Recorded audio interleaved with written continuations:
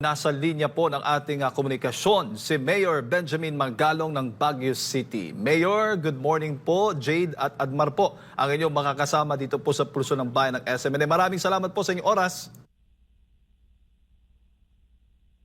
Hello, Mayor. Good morning, Jake. Good morning, Admar. Good morning din sa ating mga listeners. Opo. Yes, good morning. Yes po. Can you hear me? Yes po, Mayor. Si Jade po ito.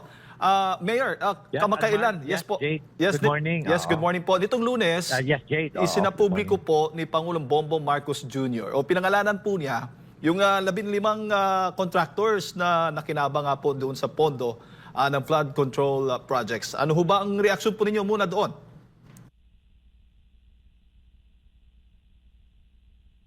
Alam mo, Jade, napakagandang pinag-umpisahan yan ng investigasyon ng ating presidente tungkol doon sa flood control anomalies.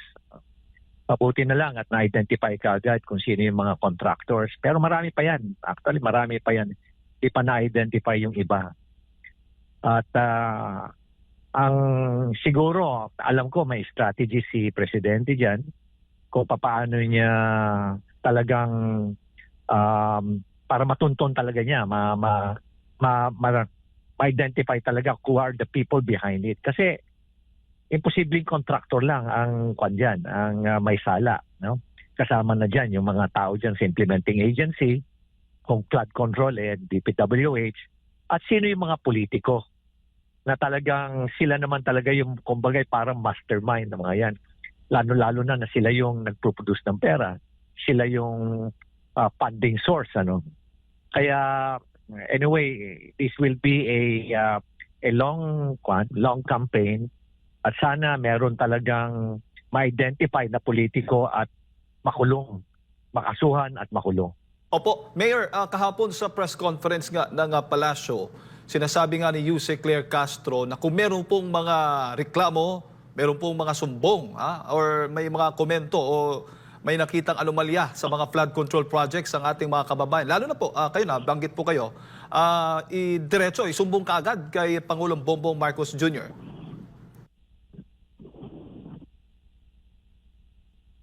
Ano pong reaction po niyo?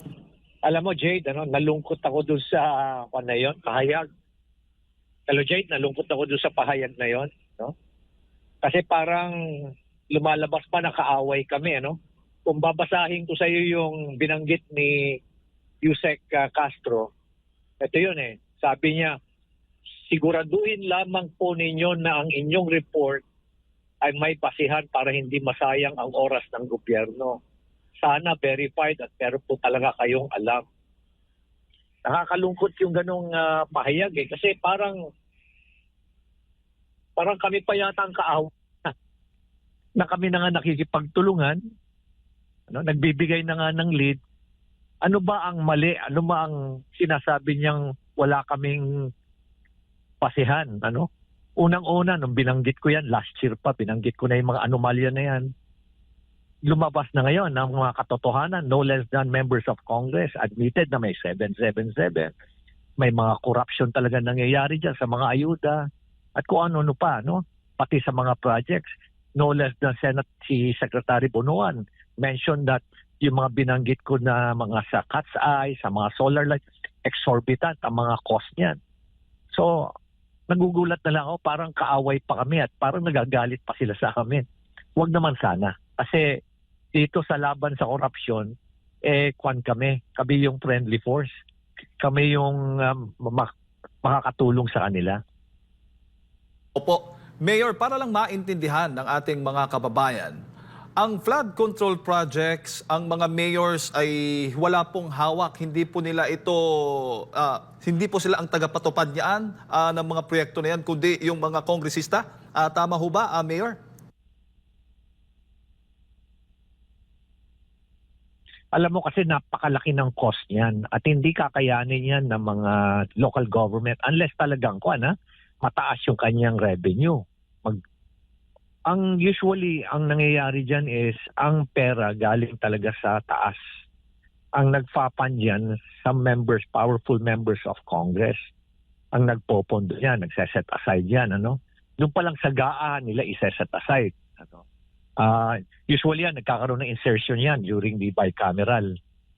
Kaya ang recipient lang yung local government.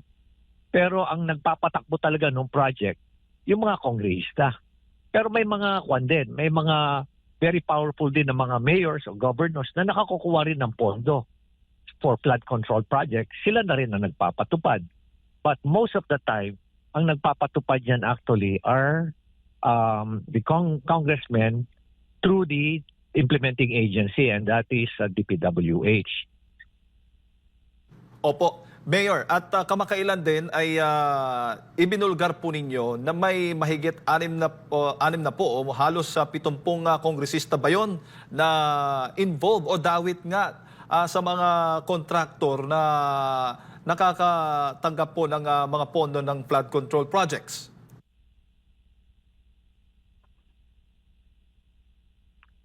Okay, Jade, I just would state with clarity, hindi po ako nagbanggit tungkol dun sa 67 na mga contractors sa Kongreso. Ang nagbanggit po niyan, with all due respect, si Senator Lacson, kasi I am sure na meron siyang very reliable source. Kaya, pero ang nabanggit lang niya, yung mga, syempre, yung 67 na yun, malamang, ito yung mga bago pa lang naging contractor, bago pa lang naging congressman, contractors na sila. So majority of those na na-identify sa 67, ganun ang sitwasyon. Iba pa yung naging contractor nung naging congressman. Iba rin yung mga congressman na kunwari hindi sila contractor, pero yung kanilang mga kamag-anak, sila yung contractor, yung asawa, yung anak, yung mga pinsan, sila ang contractor. Pero behind these relatives, ang talagang nagpapatakbo pa rin yung kongrehista. Opo. Mayor, para na rin maintindihan ng ating mga kababayan, paano o sa anong paraan ho ba nagsisimula yung korupsyon pagdating po dito sa flood control projects? Well, maraming paraan. Ang daming scheme yan sa flood control projects. Ang isa sa mga sources ng corruption yan, yung desiltation. Kasi nga, let us say, palalabasin nila na napakalaki nung tatanggalin na silt.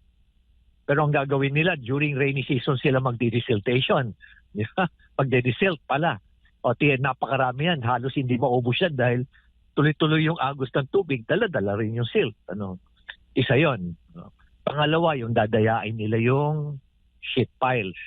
Assuming na, usually kasi ang sheet piles, mga 12 meters yan That's about 556 kilograms. At yung sheet piles na yan, ang cost niyan per kilogram. So ang ilalagay nila doon sa detailed unit price analysis, ang talagang presyo ng per kilogram yan is around 34 pesos. Ang gagawin ng supplier, ibebenta niya yan ng mga 39 pesos. Pero doon sa detailed unit price analysis ng DPWH, palalabasin nila ng mga 70 pesos, 74 pesos. Meron akong nalaman ng mga 90 pesos Kaya hinahanap ko nga yung detailed unit price analysis noon per kilogram. Kaya kita mo na kagad, ang laki na kagad ng markup per kilo. Ulitin ko, ang isang 12 meters na sheet pile is around 556 kilogram. Doon pa lang, makikita mo na agad, may kita na agad sila, napakalaki na. Dadayaan pa nila pagdating sa installation. Ang sabi nung technical study, ang embedment o ito yung load-bearing depth, ito yung lalim na isasalpak nila, ilulubog nila yung sheet pile, siguro sabihin natin mga 6 meters or 9 meters. Ang palalabasin lang nila, ang totoong ilalagay lang nila, mga lang siguro, ang ilulubog lang nila mga 3 meters. 3 meters lang. May mga lugar pa dun sa embankment na walang sheet piles. Hindi mo na lang mahahalata na lang kasi sesementohin na lang, walang sheet pile. Kaya pag mabibisto mo na lang yan, paghuhukayin mo, magtetest ka, o kaya pag bumagsak yung dike o bumagsak yung embankment, doon mo malalaman. Katulad yung pinadala sa aking picture, isipin mo na lang na ang nakalagay doon is dapat 6 meters ang lalim. Nagulat na lang ako na ang naiwan is 1 meter lang na sheet pile. So tinanong ko yung contractor, naputol ba yung sheet pile? Hindi po sir, naputol yan. Hindi pwedeng maputol ang sheet pile. Bago maputol yan po, gagamit po kayo ng acetylene. Sabi niya sa akin, talaga hong 1 meter lang talaga ang nilagay nila. Yan sa lugsuan na yan, sa embankment na yan. Ganyan na po nila dinadaya. Another is yung gabyon. Alam mo yung gabyon? No? This is another technology na ibabalot yung mga bato na malalaki sa isang wire mesh na 1 meter by 1 meter. Halos 1 cubic meter yan eh. So, dito sa gabyon naman, usually mga 11 layers or 10 layers, ano? Depending on the technical study. Pero ang igagabyon lang talaga nila, yung babalutin lang nila, yung first 3 layers or first 4 layers. Yung sa baba, ikuha ko na lang nila. Kumbaga, minsanan na lang nabalot. Ganun, para makatipid sila. Kaya makita mo, pag tinamaan ng napakalakas na current, mahuhukay yung ilalim. Diyan mo mabibisto ngayon na hindi pala maayos ang pagkakagawa ng gabyon. Opo. Mayor, sa inyo pong paglalarawan, gaano na ho ba ito kalala ang ganitong issue? Ay, ito ba'y matagal na o ngayon lang ito talagang mas lumala itong issue nga ng flood control projects? Matagal nang nangyayari yan. Matagal nang nagkakaroon ng dayaan dyan. Pero hindi siya, ang pagnanakaw, hindi kasintindi ngayon. Mas matindi ngayon. Kasi mas mataas na ang porsyento ngayon. Dati-rati ang porsyento lang, mga nasa 10%, 8%. Hindi na eh. Ganito ngayon, sasabihin ko sa iyo, kahapon may kausap ako isang kontraktor diyan sa isang kontraktor ng flood control project. Sabi niya sa akin, Mayor, ito na ngayon ang hatian, no? Dati-rati 8%, 10%. Ngayon, doon pa lang sa ibabalik namin, let us say, nanggaling yung pondo sa taas, sa isang very powerful na kongrista, ibababa niya sa local. 25% na kagad ang ibabalik namin doon. Doon naman sa local na congressman, yung distrito, doon idadaan sa distrito niya o doon gagawin sa distrito niya, merong pass-through na tinatawag. Ano naman yung pass-through? Pass-through, idinaan sa kanya, doon sa distrito niya nilagay. Ang hinihingi ng congressman naman is 5 to 10%. No? Usually yan, mga 6%, pero may mga congressman na talagang matakaw, hihingi yan ng 10%. So magkano na natanggal? 35% na, assuming 10% na hiningi. So 35 na. Meron pa yung hihingin ng implementing agency, in this particular case, DPWH, 7% yan. No? So yun na yun. Tapos meron pa yung 3% sa back. Tapos meron pa yung 3% uli para dun sa mga, kasi rig bidding eh. So kakausapin mo na lang yung kalaban ng mga bidders. Lahat kayo, let us say, mga 10, lahat kayo, bibigyan ko kayo ng 3%. Sa inyo na lahat yung 3% na yun, hati-hati na kayo sa 3%. Meron pang 1% sa material testing. Kaya kahit na bumabagsak yung materials na gagamitin, papasayo kasi merong 1% dun eh sa material testing.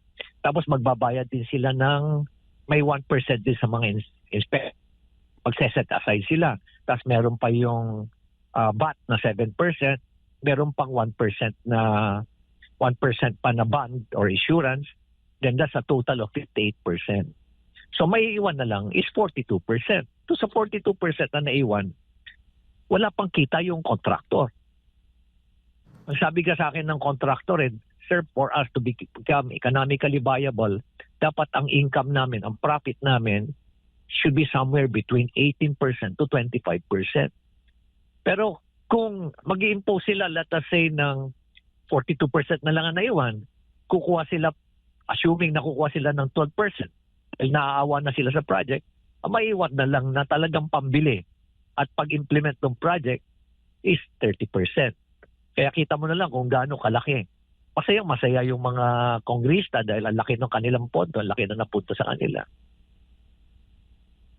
malala talaga. Ito, Mayor, ano? May suhestyon na Mayor na po pwede bang yung mga LGUs na lang ang mga siwa dito nga sa mga flood control projects since kayo naman din ang nakakaalam sa inyong mga lugar. Kayo ho ba ay sumasang-ayon doon o ano bang masasabi po ninyo doon sa panungkalan na yan?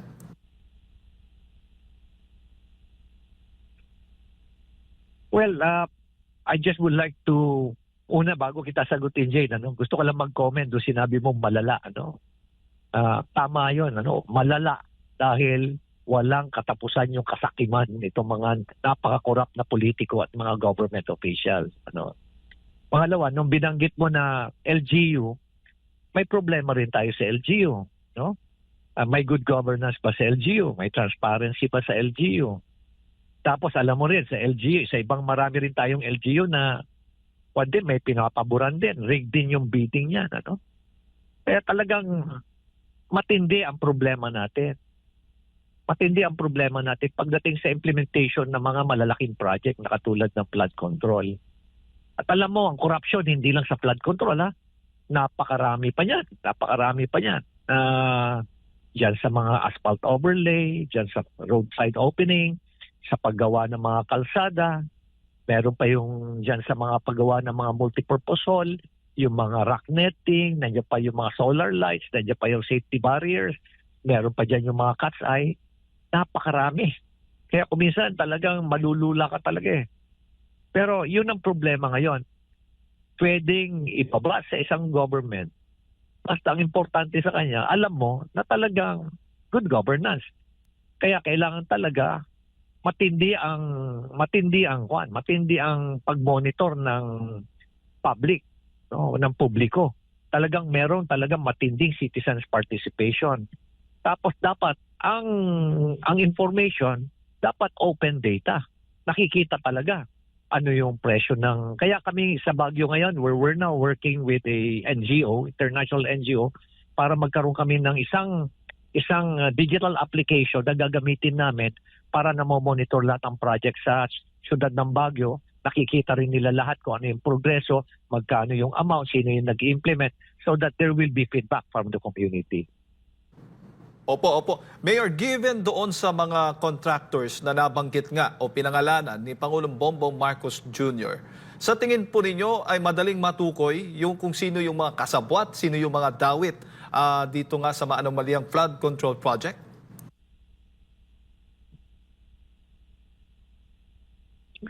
Alam mo, kilala ko yung iba dyan. Familiar ako sa iba dyan eh. Alam mo, ipatawag lang ng presidente yan. Kausapin niya na masinsinan. Explain nila. Yung binanggit ko na mga porsyento, babanggitin nila kay presidente yon. Ang problema is, mag-execute pa sila ng affidavit. Siyempre, natatakot din yung mga yan. Paano kung patayin yung mga yan? So, yun ang challenge. Pero ako magsasalita yung mga yan. Lalo na kung may ipit na sila, ang sasabihin nila, Jade, Mr. President, bakit ho pinag-iinitan nyo kaming kontraktor? Kami naman hahanap buhay lang. Kami po'y nagbabayad ng maayos sa taxes namin. Sasabihin nila yon, Tapos gagawin ho namin yung project. Ang problema naman sa sobrang laki na ng hinihingi ng mga politiko at yung mga implementing agency, napipilitan kami mag-substandard. Ganun na sasabihin nila kay Presidente. Kaya wag lang kami ang pag-initan nyo. Pag-initan nyo po yung mga politiko, pag-initan nyo rin po yung mga tiwaling opisyal dyan sa DPWH. Opo. Mayor, may plano ang Kamara, partikular na po itong House Committee on Public Accounts na imbestigahan nga itong anomalya sa flood control projects. At kayo po ay isa sa mga naimbitahan ata, Mayor, na magsalita po doon. Wala pa akong natatanggap na invitation, Jay. Wala pa. Naghihintay nga ako ngayon eh. Opo. Pero knowing na Kamara mismo yung mag-iimbestiga at siyempre naalala natin yung panahon ng SONA ng Pangulo. nabanggit niya, mahiya naman kayo. At di ba, yun ay naka-address doon sa mga kongresista patungkol nga po dito sa mga flood control projects ng ating bansa?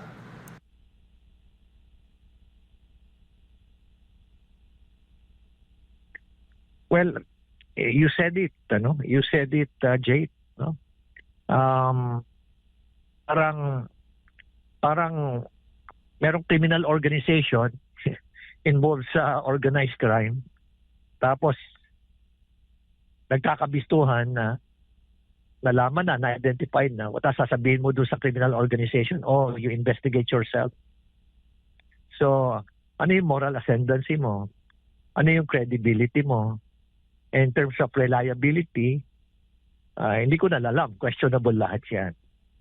Kaya, siguro pinakamaganda, talagang mag-appoint ng isang investigating agency o kaya mag-create ng isang investigating task force or investigating body to really focus on the investigation of these flood control projects. Opo. Mayor, kasi 'di ba ang usual na nangyayari kapag ang isang opisyal ng gobyerno ay may questionable sa kanyang trabaho, pag iniimbestigahan 'yan ay dapat mag-resign o umalis muna pansamantala sa trabaho habang iniimbestigahan.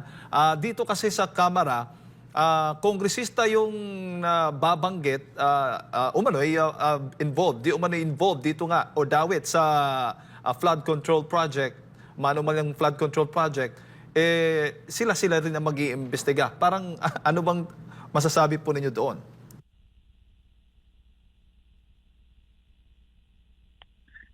Tama ka, Jade, ano? Delikadesa. Sa ibang bansa, magre-resign sila dahil subject to they are being implicated sa isang kaso, ano, especially corruption issue, ano, or corruption case. Pero dito sa bansa natin, may delikadesa ba sila? May kahihiyan ba sila? Nakita mo naman doon sa SONA nung nagsalita si Presidente ng mahiya kayo.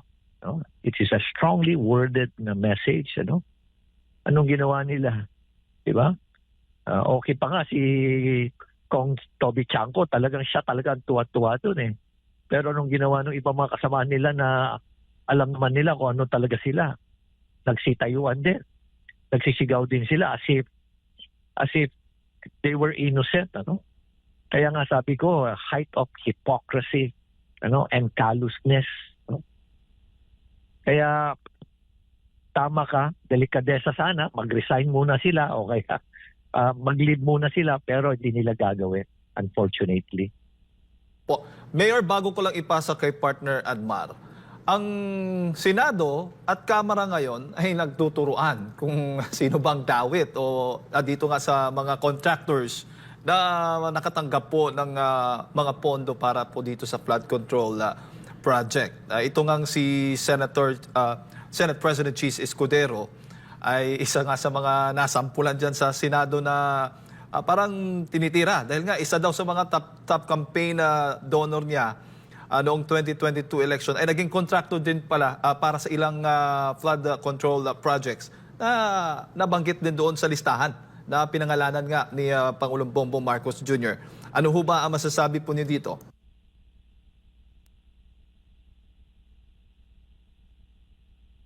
Well, kumbaga parang, again, balik tayo doon sa word na delikadesa, di ba? Conflict of interest. Ano lang propriety. Bakit sila nabibigyan ng, for some reason, bakit favored na contractor sila? Bakit paulit-ulit na sila nakakakuha? Isa lang yan because they know how to do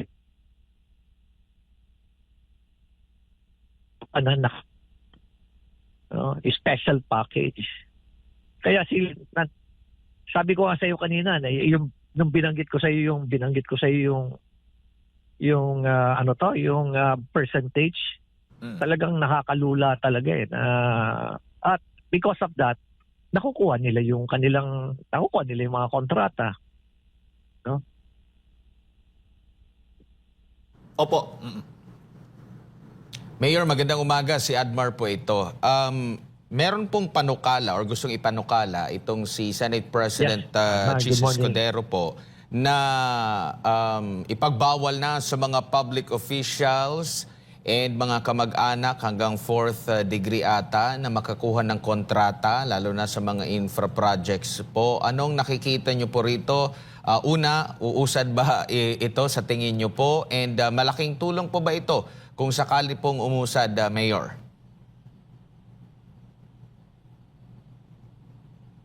Well, napakagandang panukala yan. Kung talagang totoo, kung talagang genuine yung concern, napakaganda yan at malaking bagay yan. I just doubt kung papasa sa House of Representatives. Kasi nga, sabi nga natin, marami sila sa kanila involved dyan eh.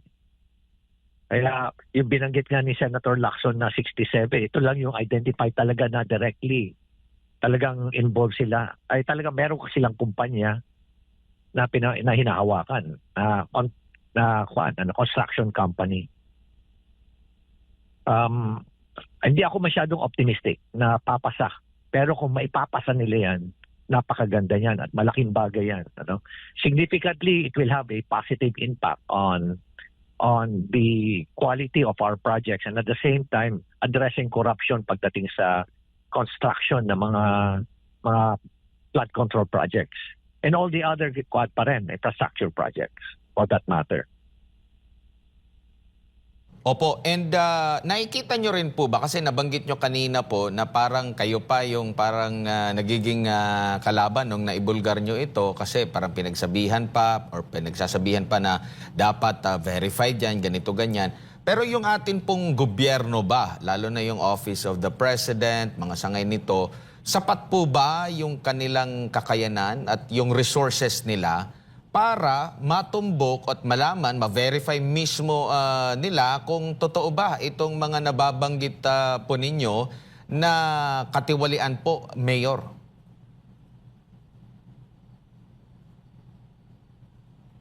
Yes, very capable, Con. Ako galing na ako dyan eh.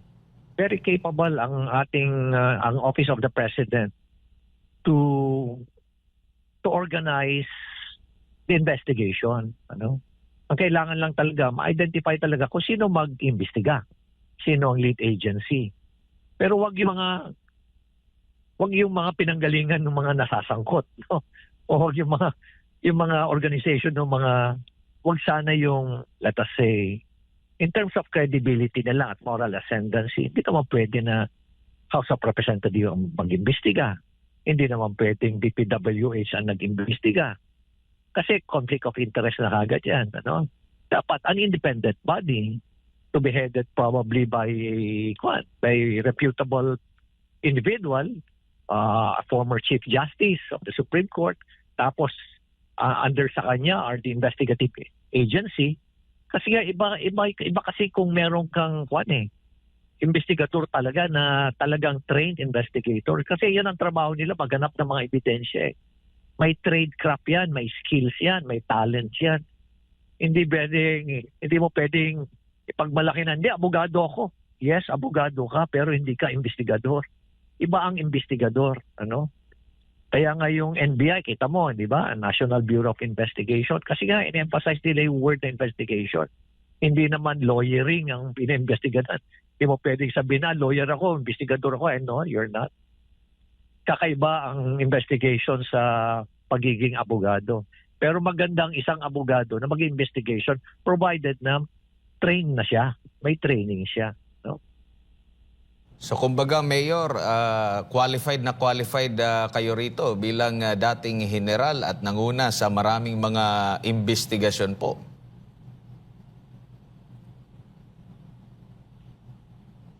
Yes, Admar, kaya nga ako nagbo-volunteer, if you remember,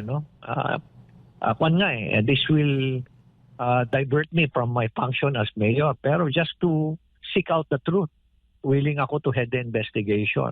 Pero that will be up to the president. Kasi naman ang decision maker dyan. Kaya lang, nalulungkot lang talaga ako dun sa kan. Ako, apektado kami. I'm pretty sure ganun din ang sentiment ni Senator Lacson na parang kami pang kaaway.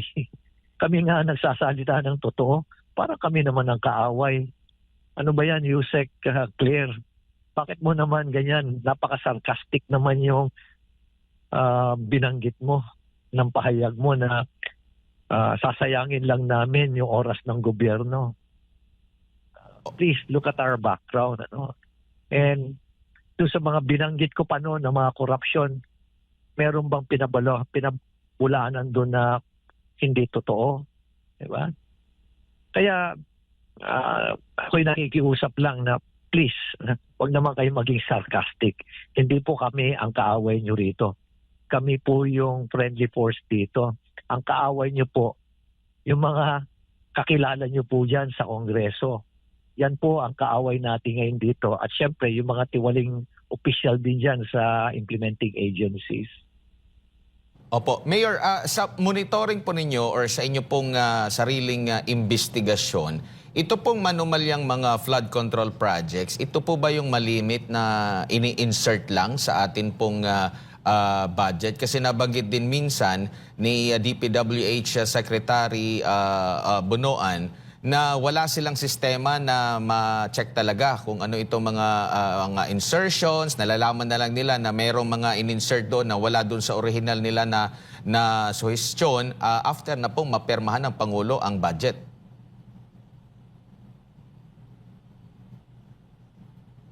Totoo naman yon. Totoo yung sinabi ni Secretary Bunoan. Kung titignan mo yung NEP noong 2025, lumalabas doon na ang hinihingi lang nila is around 800 billion plus. Kasi yun lang naman ang absorptive capacity nila . 800 billion plus. And then suddenly, after the BICAM, pero actually yung BICAM pa nga, okay pa yun . After the small BICAM, nakukunti na lang sila nag-usap-usap doon. Balita ko nga, tatatlo na lang sila nag-usap . Biglang nabago na. Diba? Nadagdagan na ng 214 billion. So doon pala makikita mo na paano naisingit to? Bakit mas marunong pa sila sa ahensya? Ang hiningi nga ng ahensya 800 plus, almost 900 billion. Patapos biglang nakialam itong mga kongrista na hindi naman sila talaga involved sa mga dito sa field, sa local government. Hindi naman sila talaga involved yan. Diba? Kasi ang trabaho nila, pababata sila . Bakit mas marunong pa sila at nagdagdag sila ng 214? Anong motive?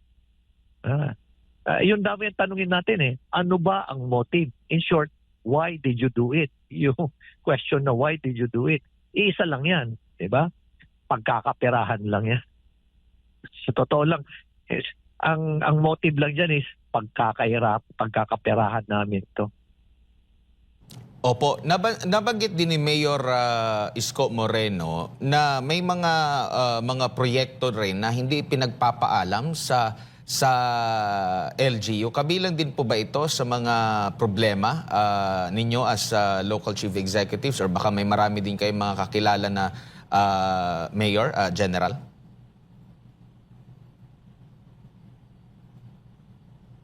Well, mabuti nabanggit mo yan, Admar. This is a very common. The members of the League of Cities, ito yung mga mayors ng mga syudad, pati na rin yung mga mayors sa munisipyo. Kasi marami kami sa sa mayors to good governance na municipal mayor. Very common yan. Explain ko sa iyo, Admar, if you have time pa, do you have do I have 2 minutes more? Meron pa ba 2 minutes? Go ahead po, Mayor. Explain ko lang yung sistema sa pag-implement ng isang project. Okay. Sa local government, ang sistema is ganito. Magkakaroon ng, ilalabas namin yung budget. This is our budget. So ano yung programa natin for next year? So papag-usapan na namin yan starting July. Budget season yan. umpisa na ng budget season yan. O sometimes early as June, pinag-uusapan na namin yan. Tapos ipapakita na. Ngayon, naman dahil mayroon silang development fund, magkakaroon ng prioritization matrix. Doon nila, may mga certain parameters na i-define. Tapos sa barangay, pag-uusapan nila yan. After sa barangay, i-represent nila sa distrito nila. And then, gagawin na nila yung top 5 na mga projects nila for that district or top 10. Tapos after that, it will be certified by the Liga ng Barangay. At the same time, magkakaroon ng series of public consultations yan. Bakit ito yung priority natin? Dahil may impact ito. Dahil ganito yung mas malawak yung affected na area. So ang impact nito mas malawak. Parang ganun, mga papag-uusapan dyan.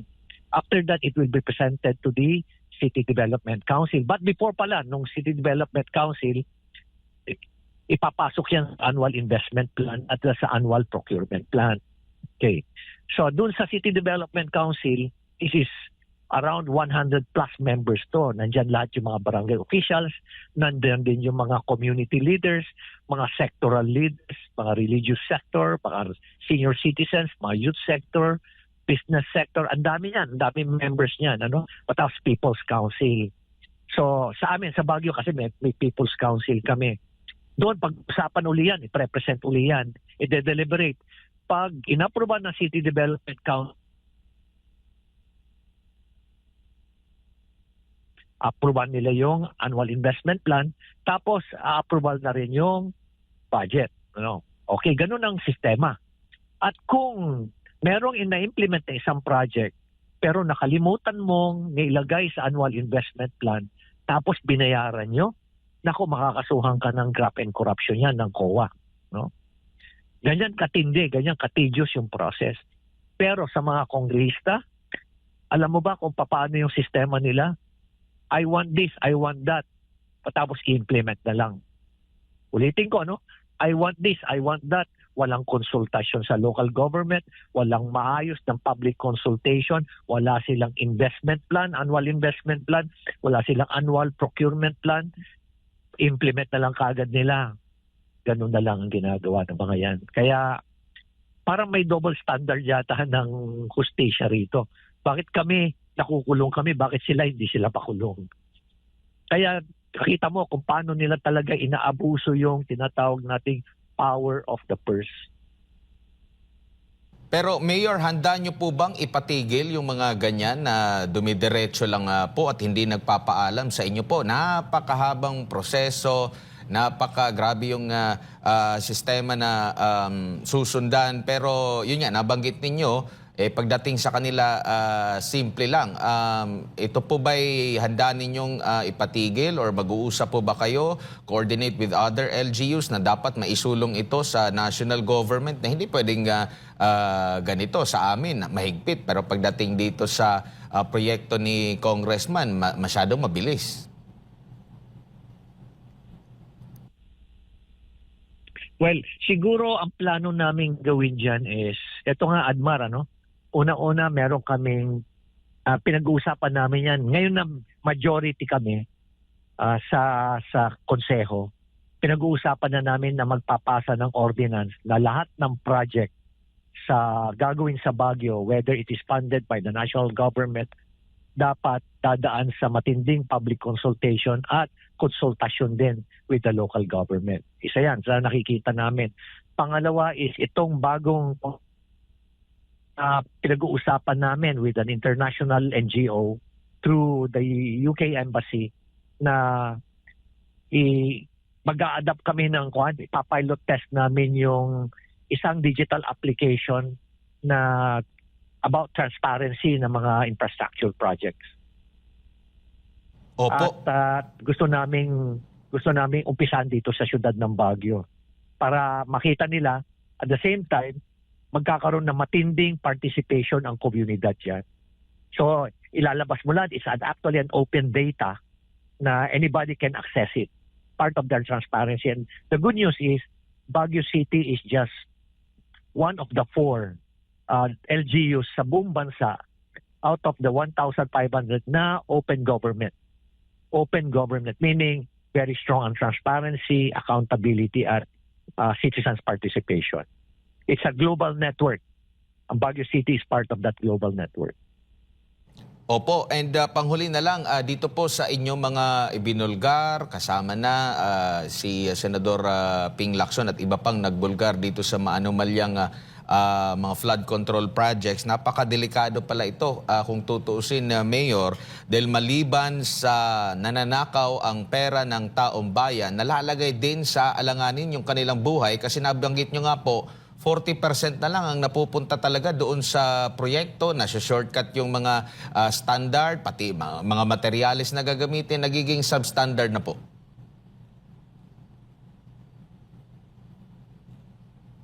At totoo yan, Admar. Ang tanong ko nga ang tanong ko nga doon sa mga kontraktor na sabi ko, anong gagawin nyo kung ganyan na lang pala ang pondong naiiwan para sa execution ng project? Sabi nga, sir, mapipilitan po kaming i-substandard. Yun ang sagot nila sa akin. Mapipilitan po kaming i-substandard. Gusto man namin gawing quality, pero sir, napipilitan kaming i-substandard. Opo. Mayor, siguro huling mensahe po ninyo. Baka may mensahe po kayo sa Pangulong Bongbong Marcos Jr. at maging sa lahat po ng ating mga kababayan na nanonood po at nakikinig sa mga oras na ito.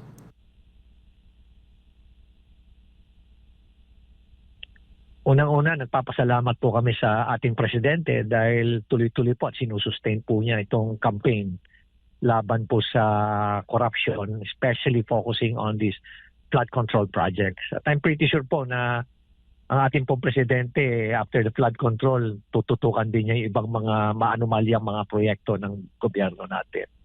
So nandito po kami para tumulong po kami sa inyo. Hindi po kami kaaway ho dito. At hindi sure namin binabaliwala ho yung binabanggit ho na walang basihan. Sana ho wag ko kami i-accuse sa pagsabihan ho sana ni Presidente si Yusek Claire na wag ho sana kaming bastusin. Kasi ho nakaka-insulto ho yung binanggit ho niya kahapon. Maraming salamat, Jade. Maraming salamat, Atmar. Thank you, Mayor po, sa inyong oras at sa pagbibigay po ninyo ng impormasyon ngayong umaga. Mabuhay po kayo. Ingat po, Mayor. Kayo din. Ingat din kayo.